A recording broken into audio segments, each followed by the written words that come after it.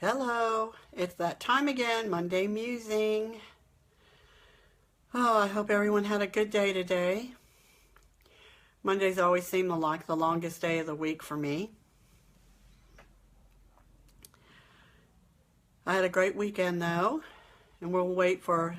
Hi, glad you could join. We'll wait for a few people to get on. Happy Monday. I've started calling Monday Crush Monday because I'm working on my dream, and Monday is just a new week, a new way to start working towards that. So I hope everyone's had a good Monday. Just drop me a comment. How was your day? Did you have a good Monday? A memorable Monday? I don't know what kind of alliteration you could use, but I like Crush Monday. I didn't used to feel like I was crushing many Mondays, but lately I've been feeling more like that. I don't hate them as much anymore. I'll like them even better when I am living the kind of life where I can forget what day it is. Oh. So let me know, have you had a good Monday? Has it been a good day for you? Or are you glad it's over? I'm always tired on Monday nights. So I don't know, Manic Monday. Yeah, I thought about that. My husband said that's what I need to call my Monday musings. It's Manic Monday. I agree. Sometimes they are. You kind of feel like you have to get caught up on everything you didn't do last week. At least if you have a 9-to-5 job like I do. Oh, well, I'm glad people are hopping on. We'll just wait another couple minutes here to see. And I just want to point out on the bottom, I think the bottom right hand, you can send love or like or laughter, whatever you want. I'd really appreciate that. I love the feedback. And you can also share this with anyone that you think might need to hear it. And hi, Jim. Jim's joined from the living room. I'm not really, honestly, I wasn't really sure what I was going to talk about tonight until early afternoon, and I'm still not sure. It'll be, like I always say, probably be a little bit rambling, but I really, this point was just driven home so profoundly for me today that I just about lost my mind. I was so happy, and so I just felt so blessed and almost overwhelmed with the blessing of finding a tribe where I really feel like I belong. And I wanted to share the importance of that and maybe give some suggestions on how to find that and why they're important.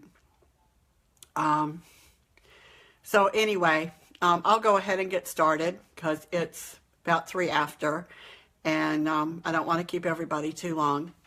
So I've never been one of the in crowd at any age, in any situation. I didn't hang out with the jocks. I didn't hang out with the band. I wasn't one of the smartest kids in the class. So I never really had a tribe. I was in Girl Scouts. I was in youth group. I've done small groups at church that I really loved, and I loved all of those experiences, and I loved all of those people. But I just felt like I've been a wanderer my whole life. I've never found a place, a group that I felt was like where I could say, yep, this is home. This is home. Until last month when I was in Florida. And I know people are probably sick of hearing about it, but I can't help it. I can't stop talking about it, thinking about it. It was a group of total strangers. And most of us were total strangers. The only contact most of us had was through social media. And we were all, most of us were in some kind of network marketing business. Not all of us, but a lot of us. And we were feeling that the trainings that we'd received, while, it was great people, great information, but that a lot of the things that we were being encouraged to do didn't really match our personalities. I'm not naturally, the most popular kid in the class. And so it just didn't feel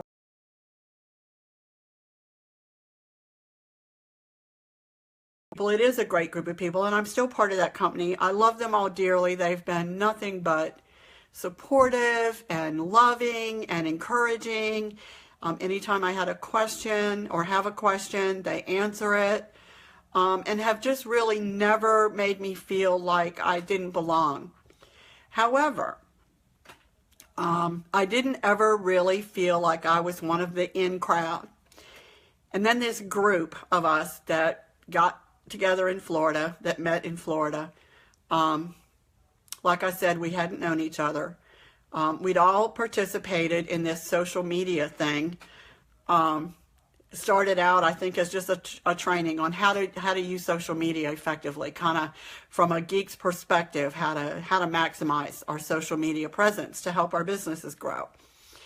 And then over time, it gradually grew and grew and grew, and it grew in knowledge, but it also grew in depth.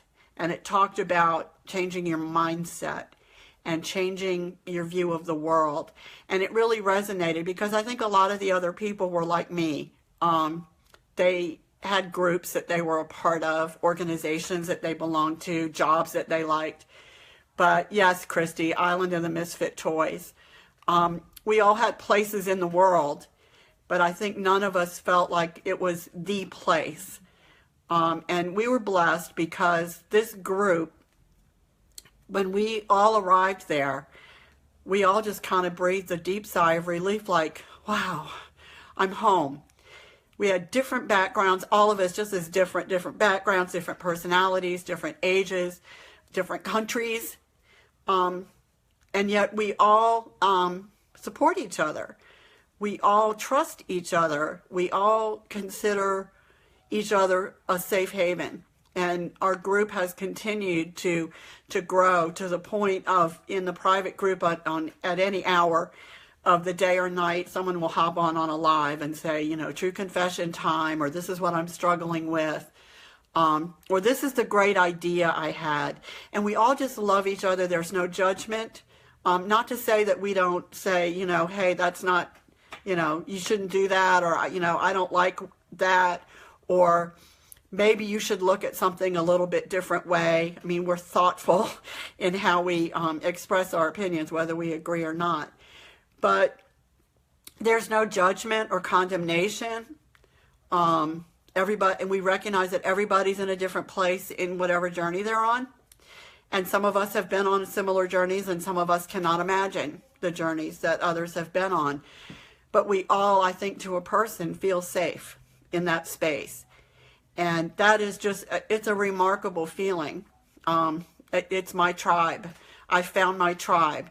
And it's so important. It's changed my whole life. It's changed everything about how I think about the world.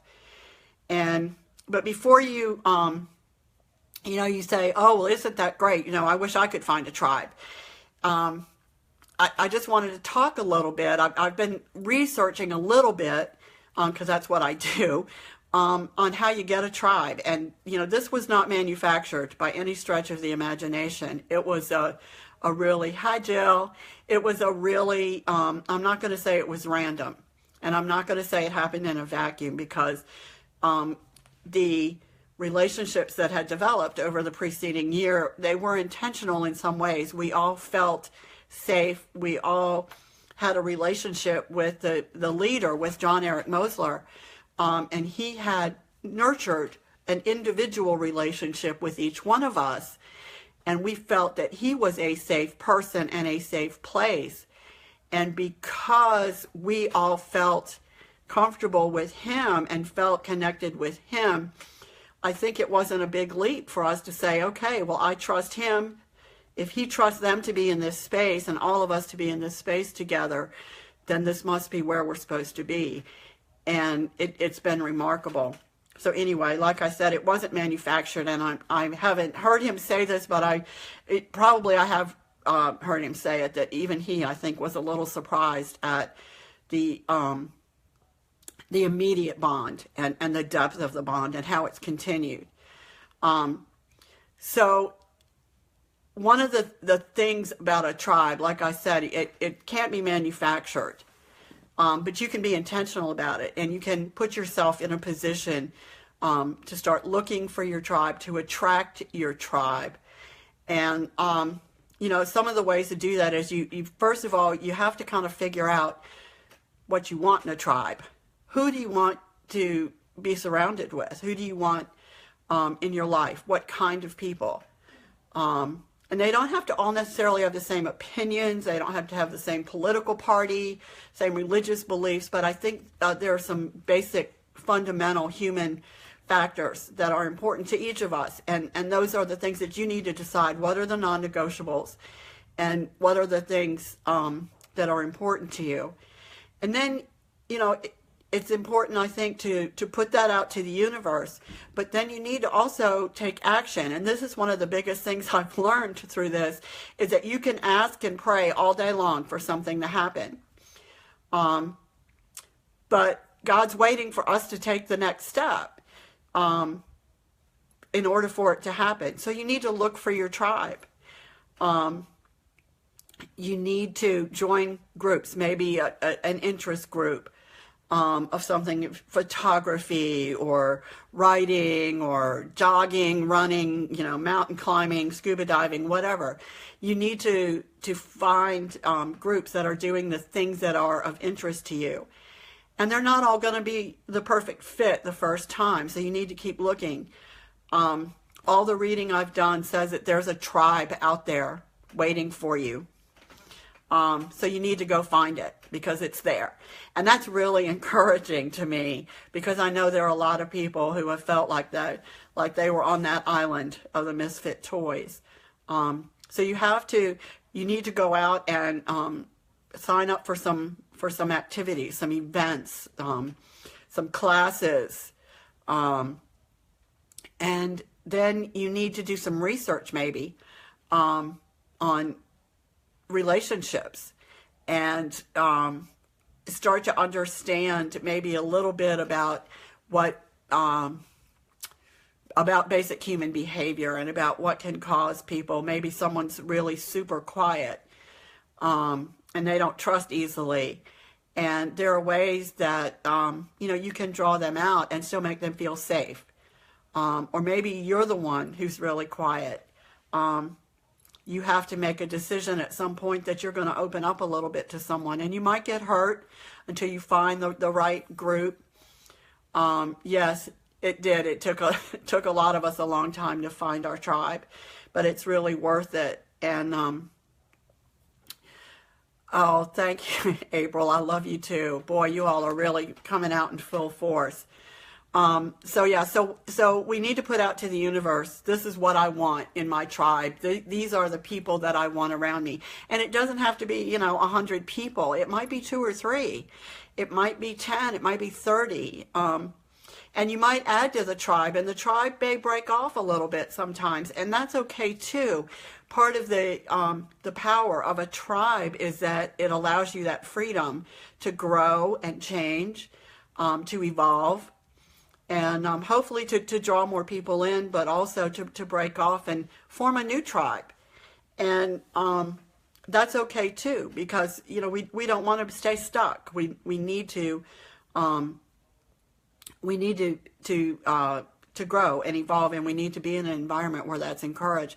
But we also need to be around people who allow us to do that. And one of the ways we do that is by engaging with people who aren't necessarily like us. I'll give you an example of something that happened today, and this is what kind of gave me the idea for the live tonight, about a tribe. One of the participants in the retreat did a live, and she said, she had this great idea, and she was talking about something, and she said, and then I thought, well, what about, if I try this?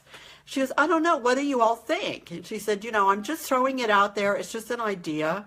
I don't know if I'll do it. I don't know if it's a good idea, but I had this idea and I wanted to throw it out because maybe someone else will think it's good for them to do. And I thought, well, that's really cool. And I liked the idea, and I was thinking, wow, how could I apply that in my situation? Wouldn't it be cool? And so my mind got racing. And then later in the group, in the small group that I'm one of the coaches in, a conversation started about someone's dream. And you know, there was conversation back and forth. Oh, this, I've always wanted to do this, and somebody else said, oh, well, I've always, you know, thought this would be great, and so before you know it, there were 3 or 4 of us, maybe even 4 or 5 of us saying, you know, well, I would totally help you do that. And, you know, I've always wanted to do this, and this would go nicely with what you want to do. And we should collaborate, and I'll message you offline. And it took on a life of its own. So a new tribe was forming out of this bigger tribe. And not that that tribe's going to break off, but that we had the freedom to say, okay, well, we're going to do a little mini tribe over here with a group of safe people, and maybe we'll pull some more people in who have a shared interest that we have based on our skills and our interests that the rest of the people in the tribe don't have. But we still will maintain our base, because that's our core belief system of how we engage with each other and with the world. And it's our safety net kind of in and from the world too, where we can be picked up and lifted up when we stumble, when we fail, and when we succeed, we can be celebrated. And it's just wonderful to be in a place where you're celebrated and not tolerated, which I think is so often some of the groups that we might be involved in aren't really tribes because they tolerate us, but they don't celebrate us. So, you know, I don't have all the answers. I feel so blessed. I was completely blindsided to find this tribe. And I'm still at the point of every day I'm like, oh, wow, they still want me in their tribe, you know. And, of course, I still want to be in the tribe, but it's because we have evolved already just from our initial meetings and from the initial time we spent together. And we feel safe taking an idea and running with it. And somebody else, you know, will jump on board and say, oh, I want to go along for that ride with you. Or maybe you should try this direction with that same idea. So I just really urge you, if you don't have a tribe, if you don't have a group that's a safe place for you to be, and sometimes that's your family, not always, in fact, probably most of the time, they know a little bit too much about us maybe, but you need to have that safe place in your life, that safe harbor, where you can be completely yourself, be completely transparent, completely vulnerable, and completely strong and powerful, to stick up for each other, to help each other, encourage each other, to kind of, you know, steer each other in the right direction when somebody starts to drift away a little bit. So, I like I said, I don't know what the whole idea was, except that I do strongly encourage you to start thinking about what would be the important characteristics of your tribe. Start putting that out there. And the most important thing, the thing that I think just continues to resonate with me, is be the person that you want to attract. That might mean that you need to change some of your own habits, bad habits. I can go down the path of being a complainer with the best of them. And I've had to really try to not do that so much, because I don't want to be around a bunch of people who complain. And we attract, you know, they say your vibe attracts your tribe. So maybe you need to also change your vibe a little bit, and see what happens if you start doing that. And like I said, you know, do some research. Go online, look for some meetup groups, look for some even professional organizations. Just put it out there. You know, I'm really interested in this. And is anybody else? And like I said, maybe it'll start out with just 2 or 3 people. Maybe you'll have a great big group. It's not about the size of the group. It's about the quality of the people and the quality of the relationships. So anyway, another rambling Monday musing. Welcome to the inside of my head. It's an exhausting place sometimes. But like I said, I definitely encourage you, if you don't have a tribe, start looking for one. If you need a tribe, reach out to me.